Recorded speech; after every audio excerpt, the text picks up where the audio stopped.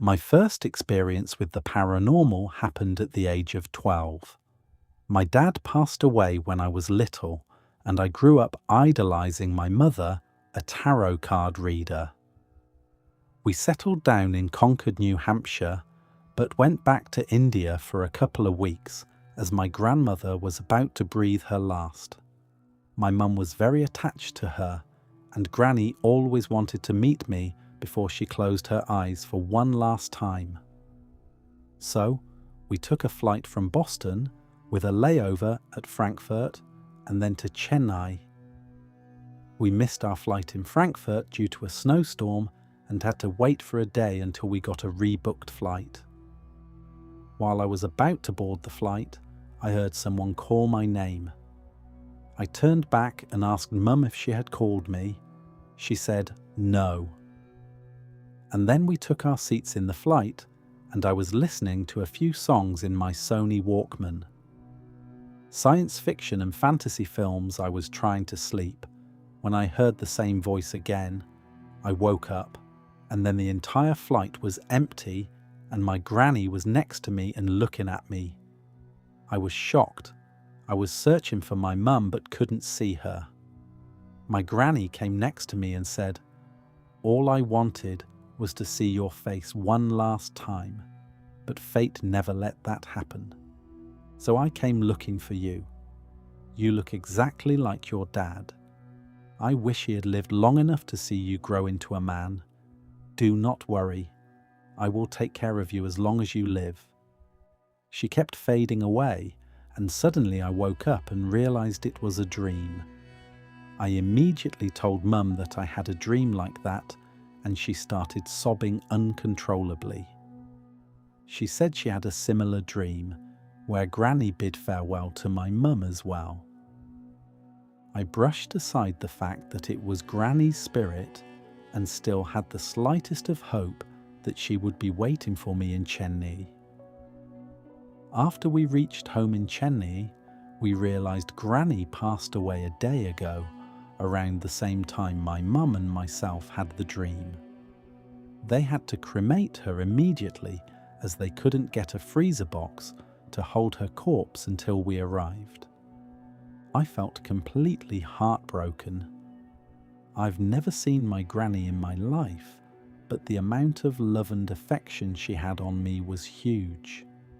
She wanted me to come to her at least once before she died. I never had the chance to show her the same kind of affection even once, and my fate, I will have to live with that guilt for the rest of my life. Even now, every year on the day she died, I still get the same dream, with Granny at a much happier place and constantly taking care of us. This happened a couple of years ago, somewhere 2013. I was in high school then. I was in boarding when I was in high school just because my parents felt I was too naughty. Well, when I was in boarding school, I used to sneak out into town. Not my fault, but my parents sent me to a boarding school which was in the town we lived in. My best friend Bismarck was mainly the reason for my prison break escapades. We would sneak out so we can go watch shows, go to the movies, or just to be in his room to play endless hours of video games. Bismarck and his family lived in a secluded house surrounded by acres of intentionally planted Christmas trees, pines, and amazing stretch of neatly mowed lawns. And oh, they had their own soccer field with smaller versions of goalposts and some swings and a sandbox. Their place was a nice place to be, that is during the day, but I always wondered how creepy that place would be at night. Well, back to my story. I sneaked back home one day and unfortunately met my dad at home. He was in Germany then, and I had no idea he would be coming home. Well, long story short, I was sacked from the house to get my Aya back to campus. That particular term at school, I never came home, mainly because I had a girlfriend who was also at boarding, you know the rest. Since it's been long I came home, I decided to go to Bismarck's house, probably spent the night, because I was bent on spending the night in school that day. Bismarck had an uncle staying with them. We all called him Uncle, his actual name was Cobby. We all liked him since he was fun and always covered for us when we plan on doing something naughty. I got to the house and it was getting dark now. Knocked, didn't get any response, knocked, still nothing. There were no lights inside, so I figured they weren't home. As I turned to leave, I heard the door open and Cobby stepped out. I greeted, asked him where his nephew was, and he said he was not around, but doesn't really know where he would be. I thanked him and left. 2 days later, I came home, went back there, and thankfully, Bismarck was home. His uncle wasn't. We chatted for a while and I asked him of his whereabouts 2 days ago, which he said he was out of town. I then went ahead to tell him I met his uncle at home, and he told me he isn't around. He stared at me like I'm crazy and told me his uncle has been dead for 2 months. I thought he was lying, went to ask his mum, which I got the same stare and answer. For whom it might concern. NB, I'm not a kid. I know days, weeks and months. I came home exactly 2 days, not even a day over 2. I grew up in a small town called Oviedo, Florida. It's about 30 minutes via highway from Orlando. The town is rich in history and a lot of orange groves. I've always felt ghosts, demons, etc. I feel and feed off of their emotions. For as long as I can remember, I have had 2 demons with me, but they don't really bother me unless something bad is about to happen. Back in 2011, when I was 15, I had a dream about someone dying.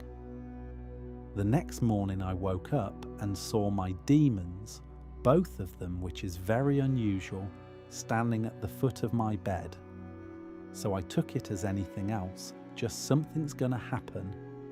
I went to school and had a really unnerving sensation in my stomach all day, but I just blew it off.